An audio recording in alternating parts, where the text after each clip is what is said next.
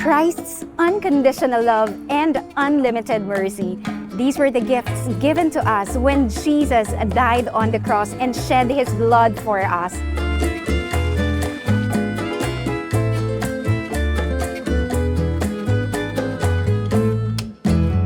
I am Michelle, and join me in today's episode as we get to visit and get to know more about the National Shrine of the Divine Mercy here in the Philippines.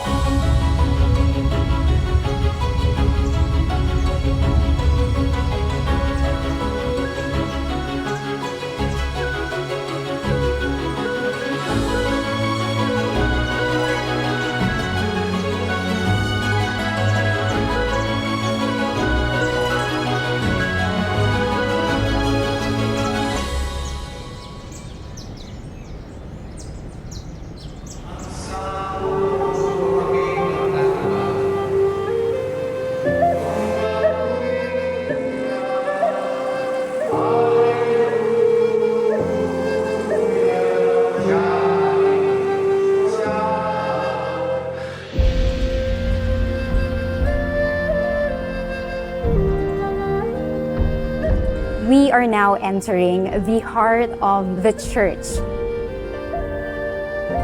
This became a national shrine in 2002 by the CDCP.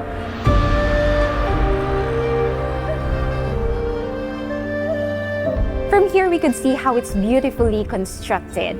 But let's get to know more the story behind this church with Father Vin.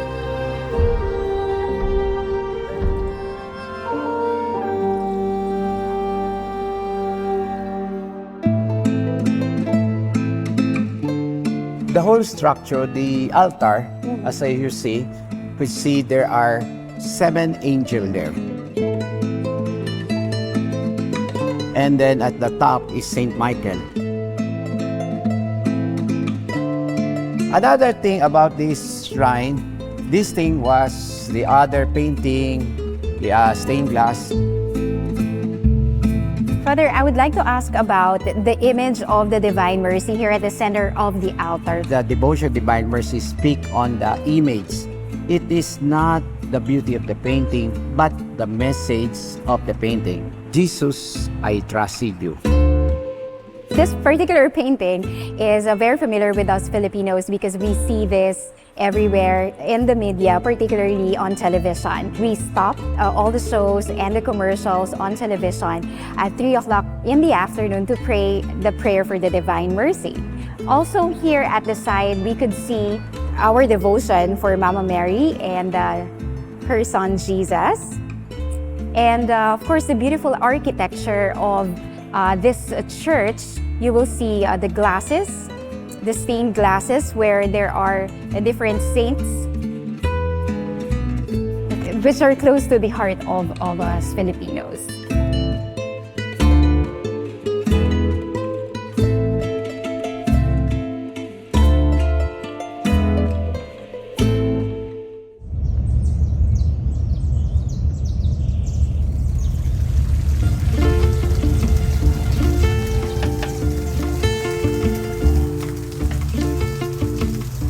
We are now here at the grotto of Our Lady of Fatima.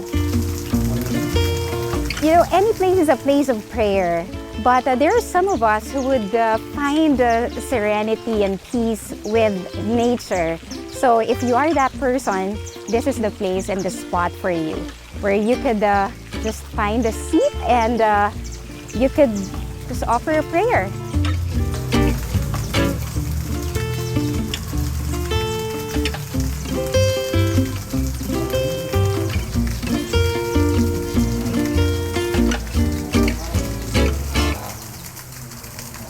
We are now entering the Chapel of Guadalupe, and I've heard that there are a lot of things to see in here. First, of course, we begin with the tilma of the Guadalupe. So I've heard that usually pilgrims, because there's running water in here, they usually place their hands here and say their prayer.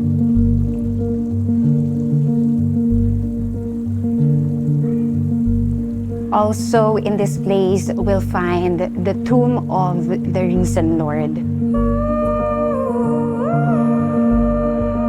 Christ's resurrection is a reminder of how God defeated death. It's a reminder also for every Catholic that whatever pain, whatever sufferings that we go through, we can defeat death, we can defeat the devil, and there's second life, and that is with the Lord. Father Vic is here with us to tell us more about the cave. Father Vic, can you tell us the story of this part of the cave? This part of the cave is still part of the Holy Land exhibit. And then people, you walk the step of Jesus, something like that. And then at the other side, these are natural stone, by the way. So here we have the grotto of Our Lady of Lourdes and the risen Lord. If you come here during the time I was the rector, we usually have procession after Mass. What amazes us is that there are crutches given to us by people who literally walk. And I remember during the Mass, a lady stand up, and that was Amelia Pernuto with her two crutches. She came from a far place and she was walking. And I asked her, "What made you walk?" And she told me, "If you have faith, nothing is impossible." So these are signs. Actually, there are a lot of more crutches that came, but because of the limited space, they have to put it down. So it's the work of mercy for us. So I hope they would come here, they experience this wonderful grotto and pray. Remember, this is a place of prayer, peace, solitude, and healing. Thank you, Father Vic, for sharing with us the story of the grotto of Our Lady of Lourdes. And we would always remember those four things: prayer, peace, solitude, and healing. As long as you have faith, nothing is impossible. Amen.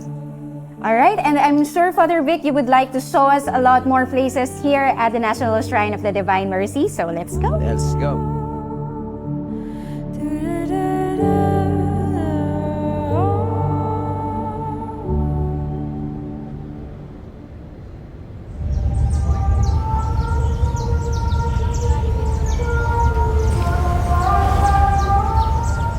Just like in any other church, there is a place where we could light a candle and offer a prayer. So let's do that now.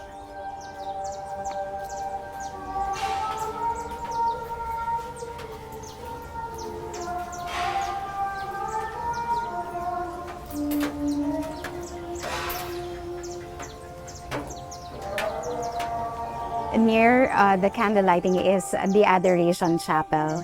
Of course, it's a place of peace, and it's a solemn place where you could praise and glorify God for all the blessings that we receive in life.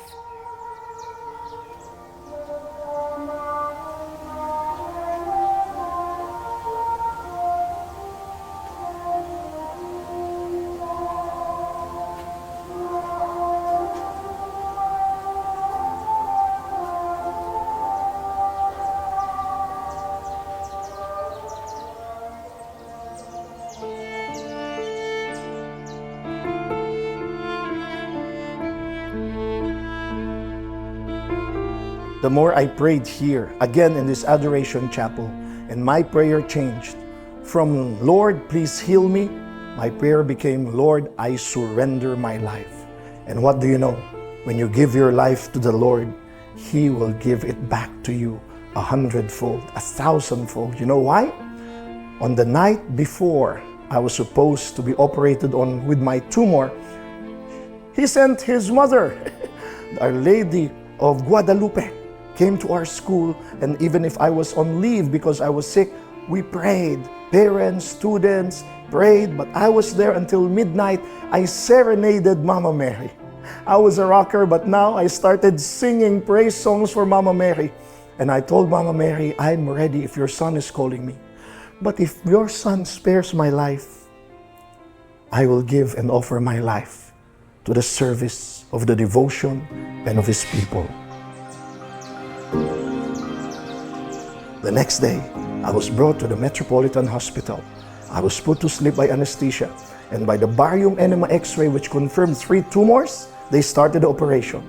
The operation went on for more than an hour. You know why? My wife was beside the doctor. She was praying the rosary, praying the chaplet, but the doctor was finding a very hard time to take out the tumors. Why? He couldn't find one tumor at all. They were all gone. And when I woke up, it was the face of my wife who greeted me, telling me, "Love, there are no tumors. There's nothing to be operated on. The divine mercy heard your prayer. My life just changed because I offered my life to the Lord by His mercy and by His grace. I now know the mission, the purpose, by God's grace, by God's mercy. Jesus, I pray, I trust in You."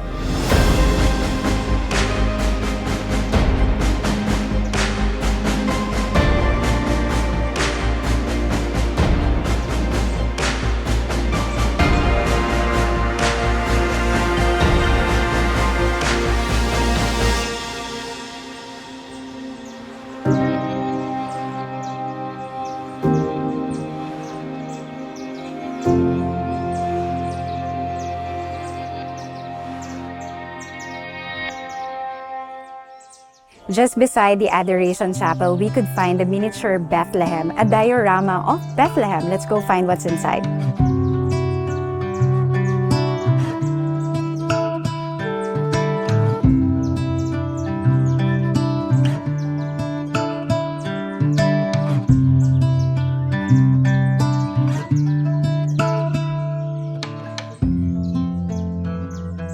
Just parallel to this place, there's a spot called Little Poland. So let's find what's in the Little Poland.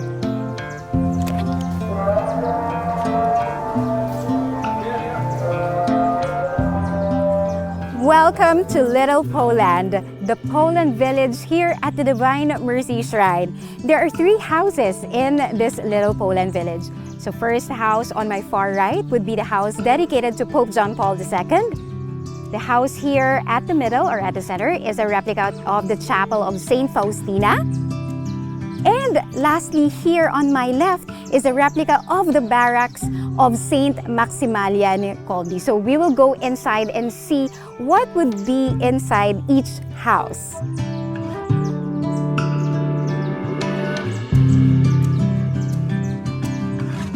So our first stop is the house dedicated to Pope John Paul II. Let's go in.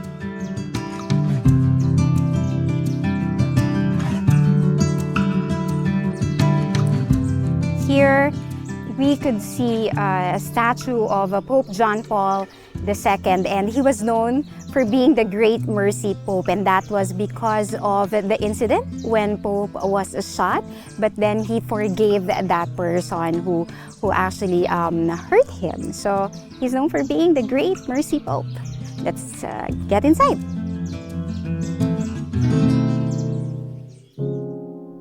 Welcome to the replica house of Pope John Paul II.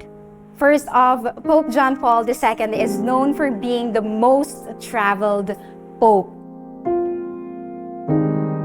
Pope John Paul II is also known for showing mercy and compassion to different types of people. That's why many love the Pope John Paul II.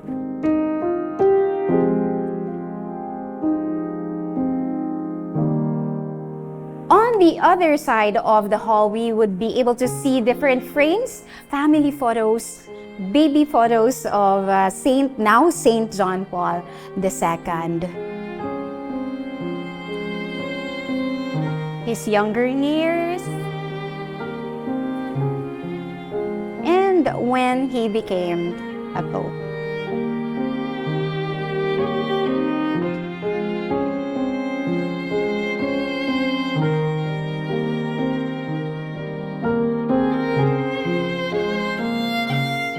Underground, we will see the different photos, again, the life, the timeline of Saint John Paul II.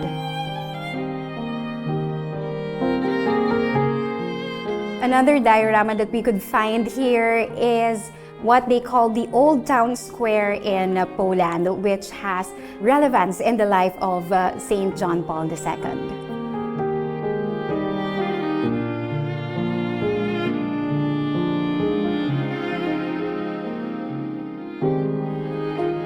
Here is a record of his baptism in the parish, written, and then different photos of him on his younger years. And some more photos.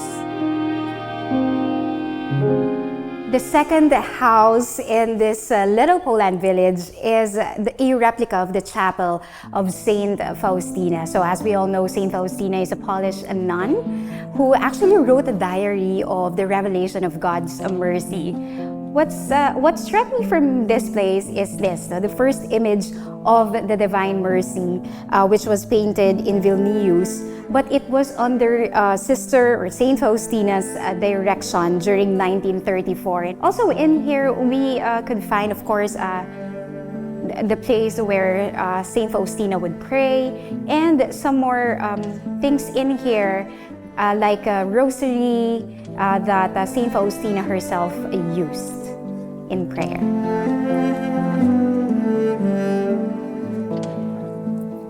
The last house that we will go to is a replica of the Maximilian Kolbe prison cell. So let's go find out.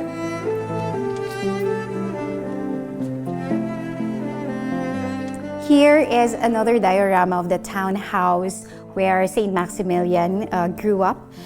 Just like with Sister Faustina's replica of the chapel, we could also find here different medals and prayer guides. Saint Maximilian was known for being the Knight of the Immaculata. What's interesting is that these three people, they lived at the same time, but they did not actually meet each other. But they have the same love for God's mercy, and they had the same mission to tell that to all people in the world of God's mercy.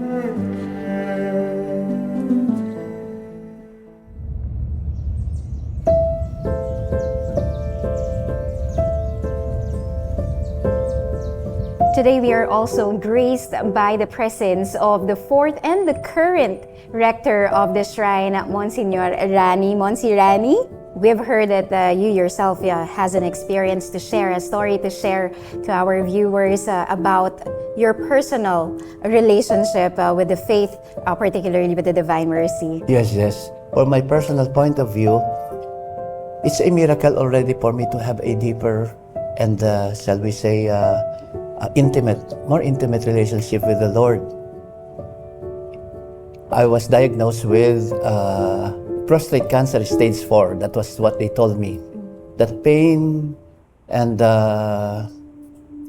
in my back, I was even shouting, really, because I cannot bear the pain. It came to a point when I have to complain to the Divine Mercy and ask Him, Lord, do I deserve this? And then there was that moment when it came to a point when I have to ask the Lord, if it's okay, you can take me, you can. When I said that, something flashed into my mind, telling me, get that picture of the Divine Mercy on my table. And so I took it. I took the picture. And so I started praying the Divine Mercy Chaplet. Immediately after praying, I felt a little comfort. And then I was able to sleep. In the morning when I woke up, I knew I felt different already. I have felt the Lord touching me. And then eventually, there were still pains, suffering, or I really have to experience again uneasiness and whatever that ailment that cancer is giving me. I was reasoning out, the Lord will not heal me really. Why? Because when I felt that somehow I'm okay and I'm healed, I feel that I am drifting away from Him. But once the pain happened again, once the pain returned, then I knew I have to cling to the Lord. Thank you for my suffering. Thank you for my pains, because that is the reason why I cling to you and really feel your presence in my life. Right.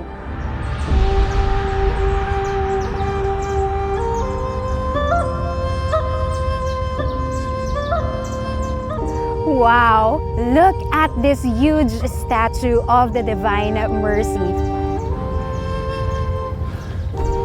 One of the biggest statues of the Divine Mercy all over the world. And did you know that by riding a lift, you could actually see the view at the heart of the Divine Mercy of Jesus right there. Going there, you would be able to see a vast land, green land with lots of grass. Anywhere is a place of prayer. So if you are into nature, this is also a good place to visit. At the shrine is indeed enlivening and comforting. Once again, this is Michelle here at the National Shrine of the Divine Mercy of Jesus here in Bulacan, Philippines.